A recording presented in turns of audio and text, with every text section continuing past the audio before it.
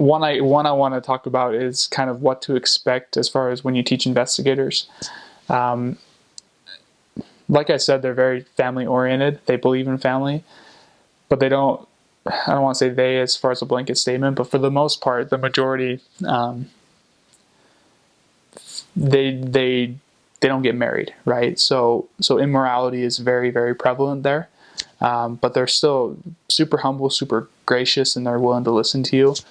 But one of the hardest things to see was people that essentially were married, married, they would act married, have kids and everything. They wouldn't make that commitment. So that's a pitfall when teaching, to be honest. So we weren't able to baptize a lot of people because of that.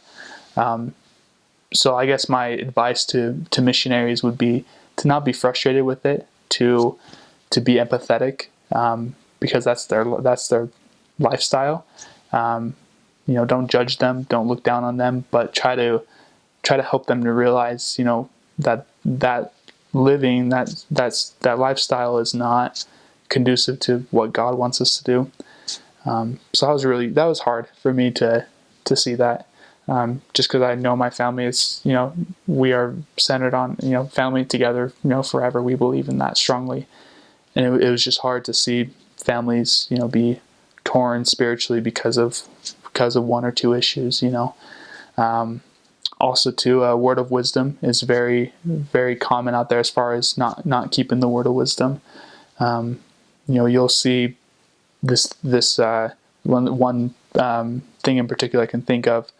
It's like their form of chew or tobacco. It's called betel nut, and it's just really really destructive.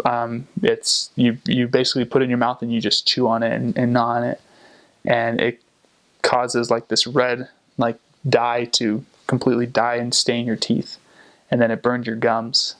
And it was so sad. We had so many great men. It's mostly the men do this. We had so many great men who were potential priesthood holders that just struggled with it. They're very very addicted to it. So in that sense, going back to the whole immorality thing, also be sensitive to, that'd be my advice, to be sensitive to people that struggle with those things. Drinking and smoking is common there as well. But I don't want to make it sound like, all people are like that, but you are going to run into that. That's something I can promise that, anyone that goes out there, you'll run into that. And so I guess my warning, like I said, would be to be sensitive to them, to understand that this is their trial. We all have trials, but that's one thing that they do struggle with. So.